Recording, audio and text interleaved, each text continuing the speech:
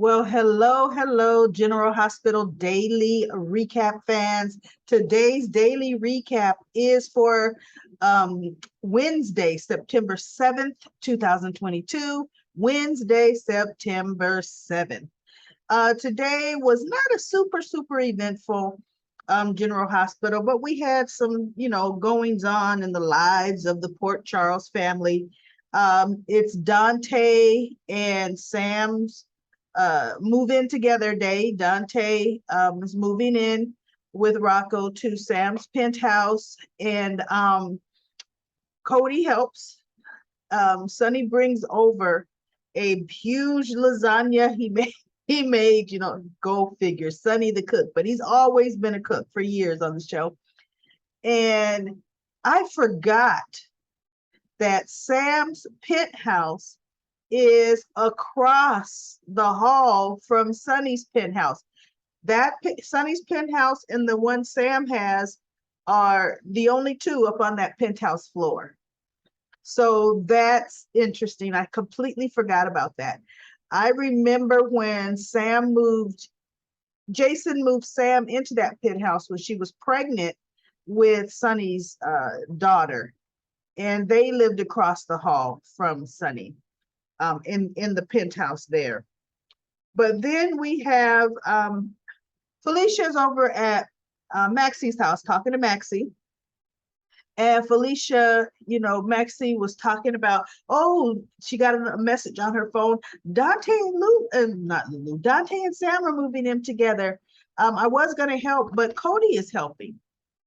And Felicia looks at her and she goes, man, if I wasn't into Austin, boy, I would be into that Cody. He is such an interesting man. And I thought, see, that solidifies it. Maxie has zero taste in men. Who thinks and would think that Cody would be someone that she should remotely be interested in? Oh my goodness, Maxie Jones.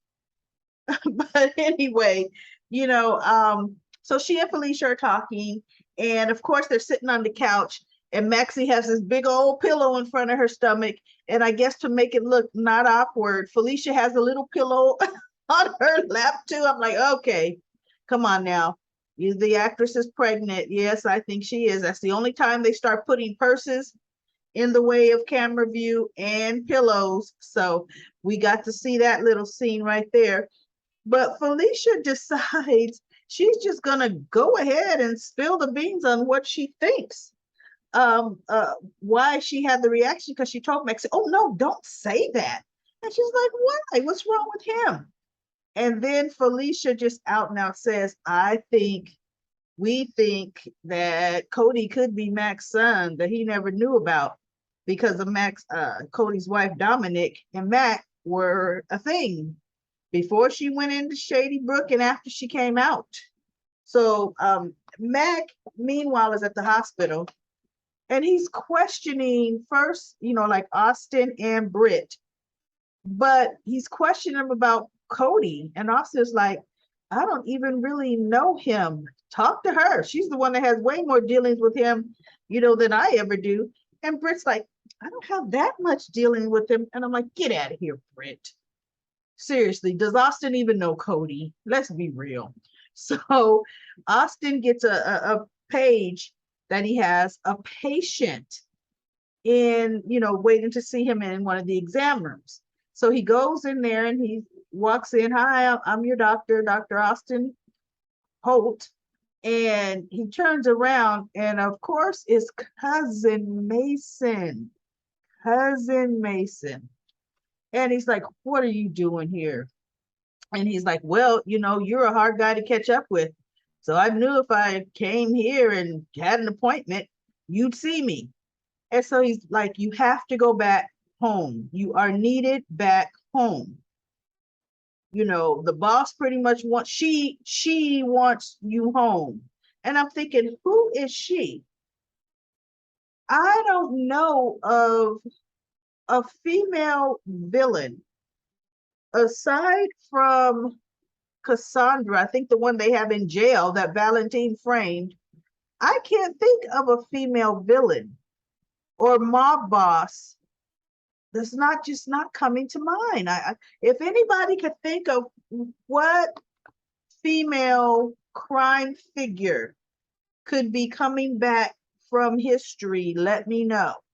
Because I can't think of who this she is going to be. So that's pretty interesting. And Austin's like, I don't answer to you, and I'm not going anywhere. And Mason is like, well, as he's getting ready to say something to a Brit comes in. And she looks at him, she goes, wait, I know you.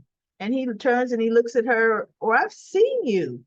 And so he goes, isn't that he goes, it's my cousin Mason. And so he's trying to flirt with Brit. And I'm thinking, no. Brit's way out of your league, way out of your league, right? And Austin looks at him and he walks out and he goes, oh, I hope I see you again, Dr. Westbourne. And so Brit looks at Austin and she's like, what is that about?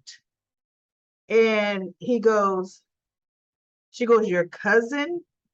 So he looks at her, he goes, Austin is my family. And the look on his face, Brit is like, ooh, say no more. Because I understand that look. I've got family like that too, So Brit didn't even really think nothing of it. So Austin walks out to the lobby area, and there is Mason sitting there finishing up a bag of chips. Right back at, look, you better do what she says. She wants you to come home. And Austin's like still kind of blowing it off. So pretty much, I guess he's gonna cause mob boss lady to come to town for him, herself. But then we had a comical scene. Lucy is at the pool and she's having the pool boy put her sunscreen on. So he starts to rub it on her back. She's like, ooh, that feels good. Oh, and he goes, why, thank you, I'm glad. And she hears Victor's voice, and then she's like, oh my goodness. And so she kind of tenses up and she turns, and he's like, oh, I'm in training, as he's gooping all this sunscreen on Lucy. And she's kind of like, oh, scooting away a bit, like, oh no, don't touch me, man. And so she goes, you should get a lady's permission before you touch her. And he's like, well, we got to protect your skin. And he's rubbing it all on her arms. And Lucy's just like, oh, no. So he asked her out, on pretty much on a date, really a dinner. And she turned it into, no. It needs to be, public during the, kind of like day. And so she didn't give a firm yes, but he goes, we'll have lunch. Yeah, we're going to have some lunch. So she scoots on out of there. And meanwhile, we have Anna meeting with Robert at Peter August's headstone. It's got graffiti on it and everything else and leaves everywhere. She's asking him for his contacts, because she's telling him she's going after Victor. And of course, Robert wants to help, but she's like, no, I got it covered. I know how to handle this. I know what I'm doing. I don't need your help, Robert.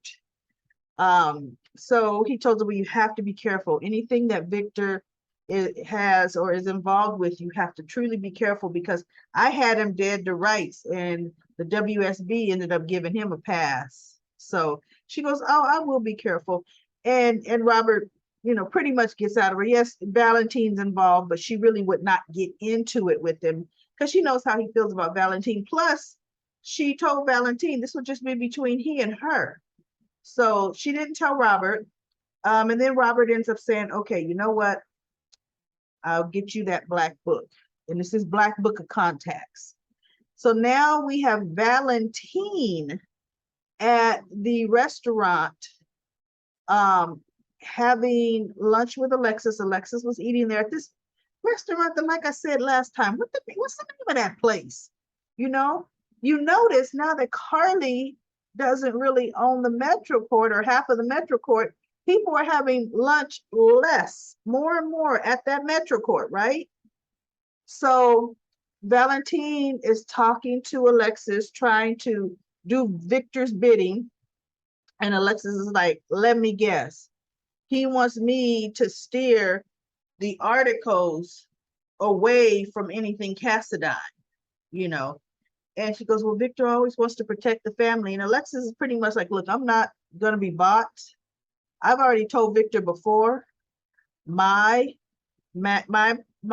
paper is not for his bidding at all. She's going to report the news the way she sees fit, and she's not going to be intimidated. So she told Valentine, because Valentine bought her lunch, and she said, thank you for that. Um, and she said, we have to have lunch sometime. Or Valentine, one of the two mentioned it, and she was like, yeah, I would like that, because she and Valentine have always been had a closeness, a family closeness. She actually likes Valentine. And I mean, Valentine is not a bad guy when he wants to not be a bad guy, but he will be a bad guy when forced to be a bad guy, and he will wear that bad guy very, very well, right? So then we get Lucy. After Robert leaves the cemetery, Lucy shows up, comes through the bushes, and she's mad at Anna. She tells Anna, I am out, out, out. I am done with this, and she goes, you told me that I would be okay. And she goes, well, what has happened? What happened? I told you I'm going to protect you. Victor happened. So she goes, well, what did he do? He invited me to lunch. And Anna's like, well, you better take that business lunch. And she's like, no, he wants to be me. He wants me to be the entree. And so Anna's like, look, I have every faith that you can handle Victor and get the information I need out of him. And I thought about it and I said, Anna, that is so incredibly unfair of her to put Lucy in that dangerous, dangerous position.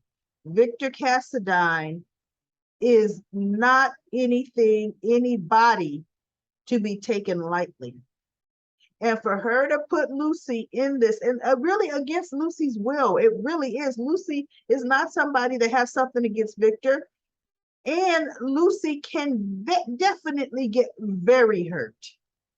Very hurt. Because Victor already said, I'm getting some mixed signals here, because at the picnic, you seem to be pretty welcoming or, friendly towards me. See, no, Lucy is not a spy, nor can Lucy protect herself or fight. And that's just very unfair of Anna to have Lucy put in the middle of this, as I just said a minute ago. So then we get the final part that I'm going to talk about was Matt gets to Maxie's place. And Maxie jumps right on up. Oh my goodness. Mom just said that Cody might be your son. And he looks over at Felicia. She's like, yeah, I told her. So they spin this story. What is so interesting that yes, Leopold had her, committed to Shady Brook against her will because he wanted to get a hold of her fortune, and Mac and her were together an item before he had her committed. And then he says that we feel that she may not have even known, they may have had her drugged, she may not have known she was pregnant or convinced her that she wasn't. And then they gave the baby to the Bells, or Leopold gave the baby to the Bells, and Dominique never knew she had a son. And I'm thinking, you guys are pulling that out of thin air. You don't even know if that's what happened, but it's becoming a fact, right? And so the Bells worked for Dominique's family, right? They were like the groundskeepers. Well, if their scenario was right, when Leopold was killed, Dominique checked herself out of Shady Brook. Why didn't the Bells give Cody back? Okay. Why didn't the Bells do that? I mean, what? Leopold just shows up with this baby out of nowhere and says, "Here, you guys take him and raise him," and they didn't connect two and two and think this baby is her. I mean, they're tying up or rewriting history in such a manner. It's like, okay, wow, that's interesting, but it's going to be fact. And so Mac is saying that, he needs to have a DNA test done on Cody and him. He says, but he just doesn't know even if he's ready to open up that can of worm, because he says, I don't even know what kind of man this is. I don't know. I need to know more about him before I, uproot or disrupt his life in that manner. So it's going to be interesting what happens with that, but we figured that out already. Mac, in fact, is going to be Cody's father. That's a fact.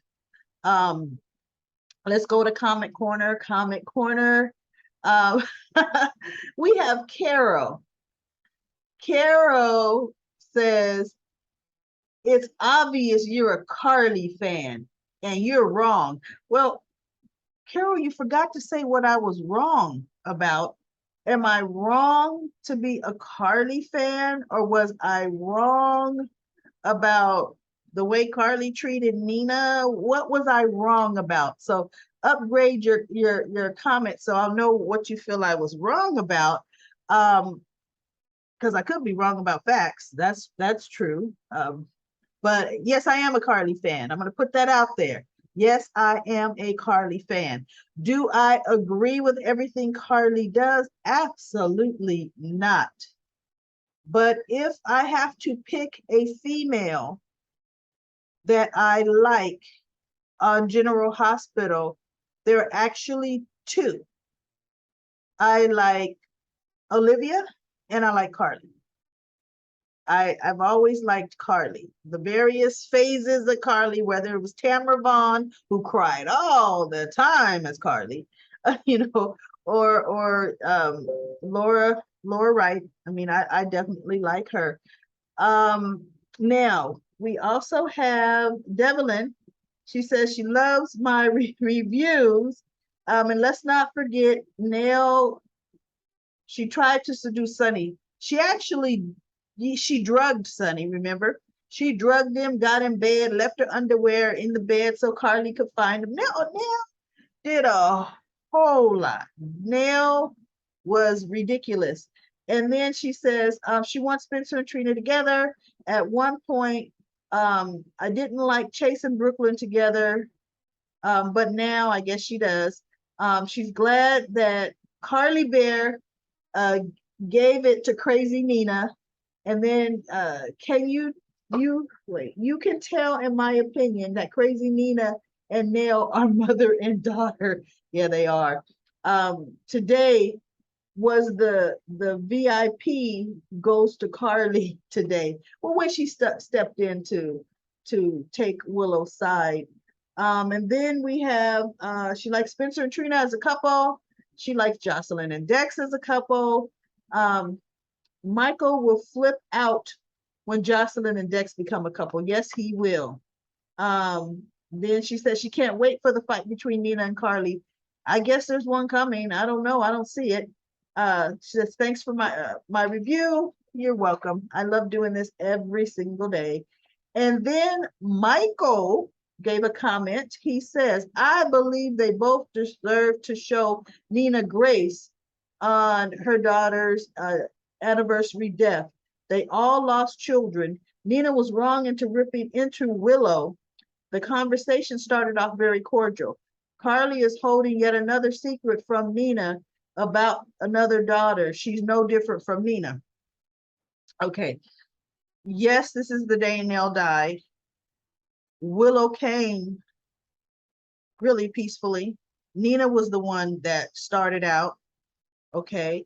And Carly only jumped in because of the way Nina was ripping into Willow.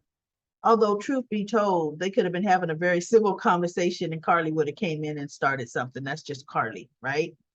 That is just Carly.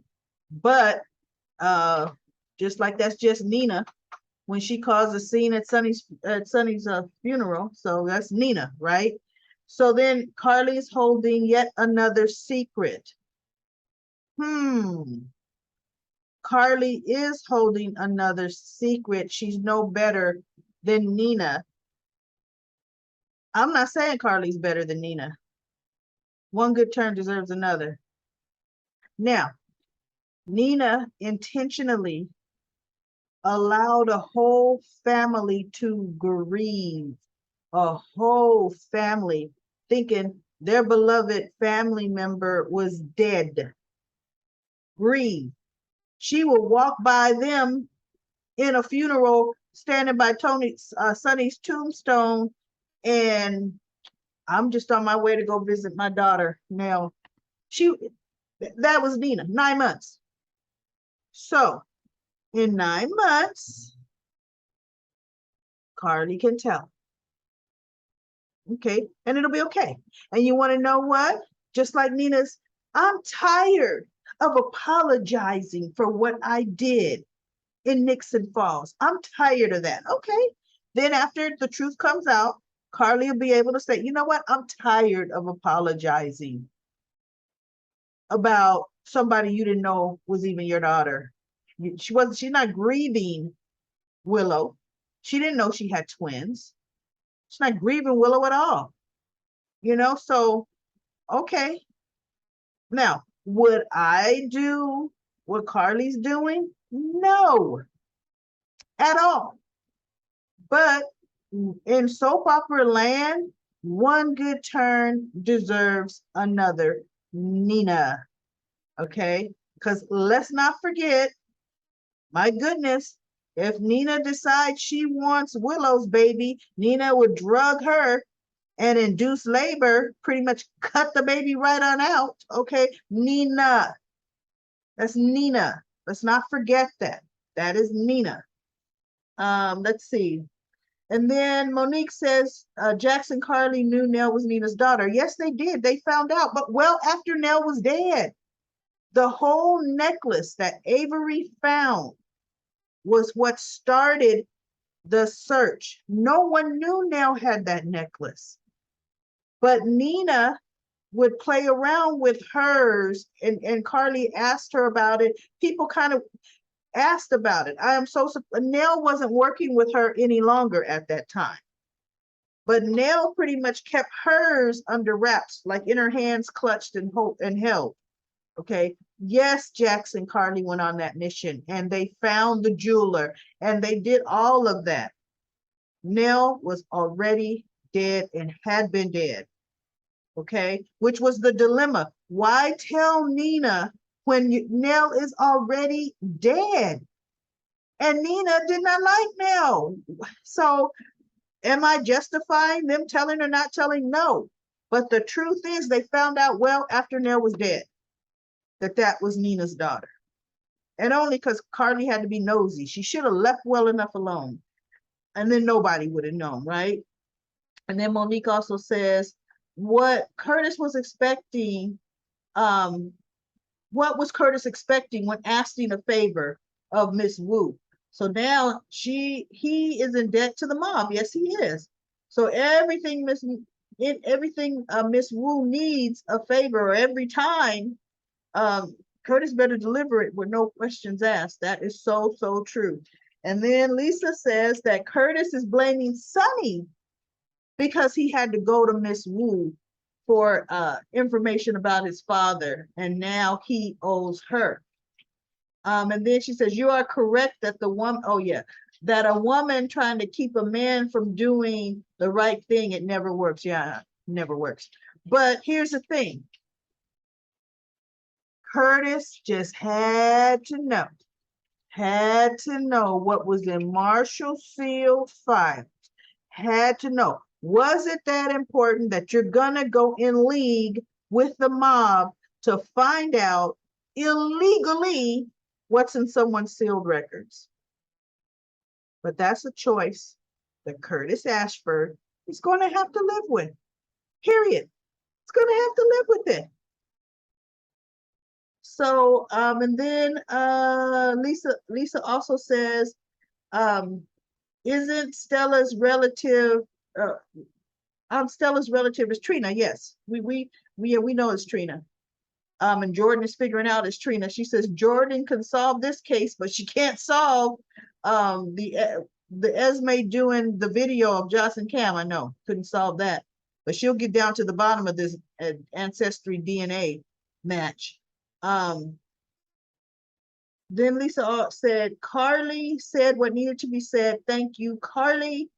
And then Lisa also says she loves that Nina in her own hallucination is getting the real Nell. Wasn't she?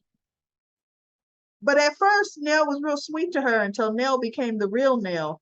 And doesn't Nina think that if she would have known as soon as Nell came into town that she was her daughter, that things would be different? Nina still thinks that. She really does. But Nell was something else. That wouldn't have changed. She would have used Nina like she was the biggest weapon around, because Nell had no loyalties to her. She would have been the same evil girl out for revenge. Yes, she would. And because Carly did. Carly tried to give Nell everything. Remember, she let Nell kind of hang out with Jocelyn. She gave Nell a job at the Metro Court. Carly did a whole lot for Nell. Kind of ingratiated for the fact that she gave Jocelyn that kidney. Carly did not know the deal that Jax made. She didn't know. All of that came out. And then LaShanta says, I was thinking about who all went to jail. In General Hospital, a lot of them went to jail for one thing or another. Jail is the second vacation spot for a lot of folks in Port Charles. And then Sandy says, for the first time, Jordan is on the case. She knows about DNA, and now she knows about the divorce papers. All she needs now is her man back. I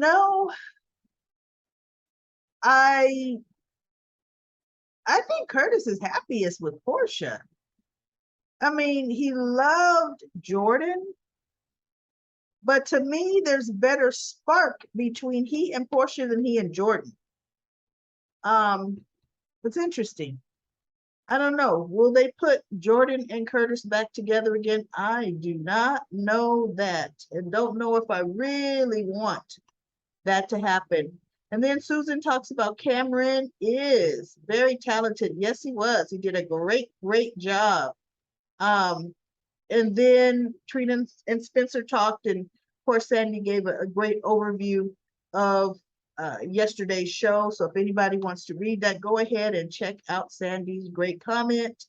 And that is the end of Comment Corner. That's all the comments. Thank you, thank you, thank you so much for your comments. I love them because, see, look, we can kind of talk. It almost feels like we're talking to each other. So Carol, I want you to talk to me a little bit more where you say you are wrong. I would like to know, what am I wrong about? Is it a fact, or am I wrong that thinking Carly gave Nina what she deserved? I would like to know, what do you think I'm wrong on? Doesn't mean I'm really wrong, but but I'd like to know anyway, So I will be back tomorrow for tomorrow's daily recap for General Hospital. Everybody have a phenomenal rest of your day.